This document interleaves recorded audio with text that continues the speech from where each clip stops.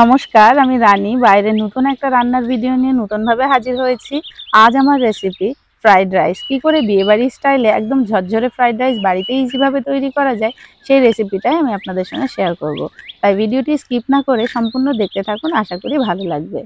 Fried রাইসের জন্য আমি একদম ফ্রেশ কিছু ভেজিটেবলস নিয়ে নিয়েছি, যেমন গাজর, ক্যাপসিকাম, ধনেপাতা, মটরশুঁটি, ফ্রেঞ্চ বিনস আর কাঁচা লঙ্কা। এই কয়েকটি ভেজিটেবলসে হয়ে যাবে আমার ফ্রাইড রাইস। আর এগুলোকে ছোট বড় করে কেটে নিয়েছি আর নিয়েছি শুকনো উপকরণগুলো। চলুন দেখে নেওয়া যাক। এবার আমি উনুনটা জ্বেলে নেব।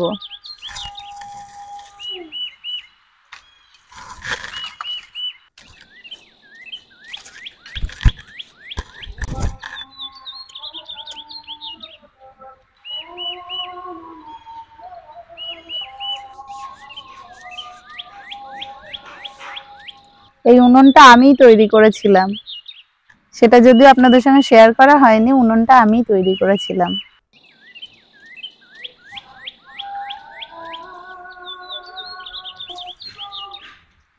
উনুনটা এবার ধরে গেছে। মাটির উনুন একবার ধরিয়ে ফেলতে পারলে আর অসুবিধা নেই, সুন্দর জ্বলতে থাকে। ফিরে আসি রান্নায় এবার।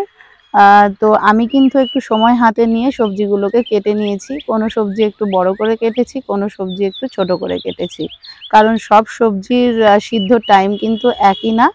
তো কোনোটা আগে সিদ্ধ হয়, কোনোটা পরে সিদ্ধ হয়, যার কারণে একটু ছোট বড় করে কেটে নিয়েছি। আর এগুলো আমি এই যে দেখিয়ে দিই একটু, এই যে নিয়েছি কেটে।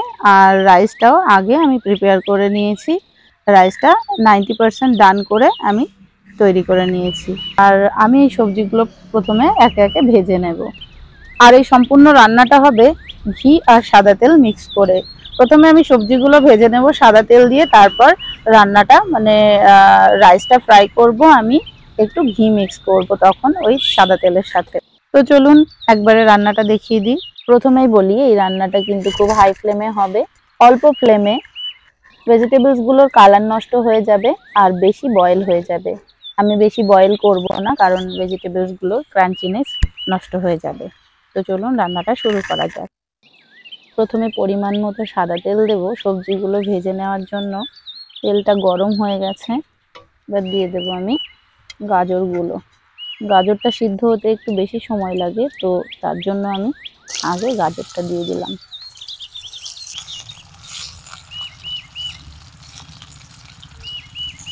এগুলো ভেজে নেওয়ার সময় আমি আলাদা করে লবণ দেব না, আরও একটু নাড়াচাড়া করে ভেজে নিতে হবে।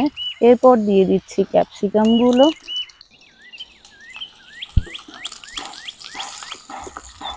এরপর দিয়ে দিচ্ছি বিনস।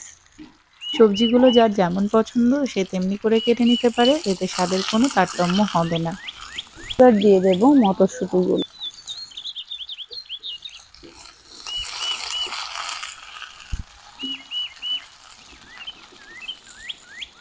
এই যে সবজিগুলো কিন্তু 50% সিদ্ধ হয়ে গেছে, আবার কালারটাও কিন্তু ঠিকঠাক রয়েছে।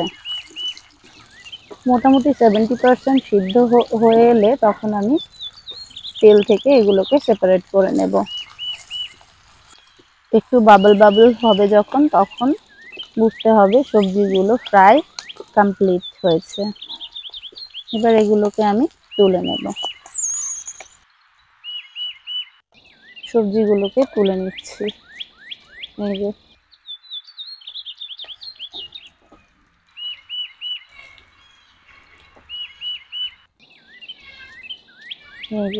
সিদ্ধ হয়ে গেছে, আবার কালারগুলো নষ্ট হয়নি।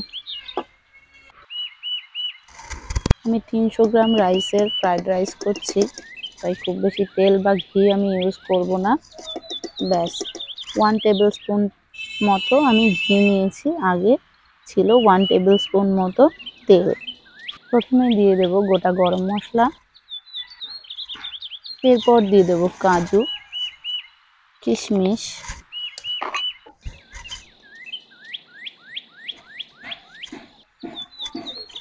কাজু কিশমিশে একটু রং ধরে এলে দিয়ে দেব রাইসগুলো। দিয়ে দিচ্ছি রাইসগুলো। এখানে আমি 300 গ্রাম চালের রাইসটা ইউজ করলাম।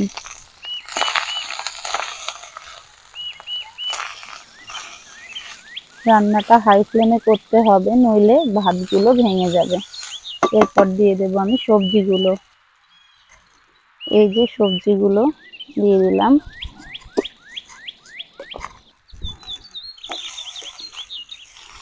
মিক্স করে দেব। এরপর দিয়ে দেব সামান্য একটু লবণ। লবণ আমি অলরেডি ভাতে দিয়েছি ভাত তৈরি করার সময়। এরপর দিয়ে দেব আমি গুঁড়ো চিনি, 2 টিস্পুন গুঁড়ো চিনি হাত দিয়ে দিলাম। দেখুন রাইসটা কত সুন্দর কালারফুল হয়েছে আর একদম ঝরঝরে, একদম ঝরঝরে।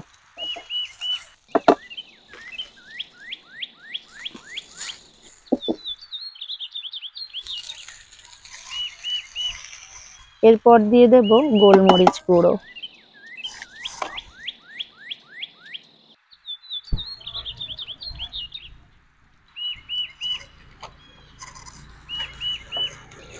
আবার মিক্স করে দেব। এবার দিয়ে দেব সামান্য একটু ধনেপাতা আর সামান্য একটু কাঁচা লঙ্কা। এরপর মিক্স করে দেব।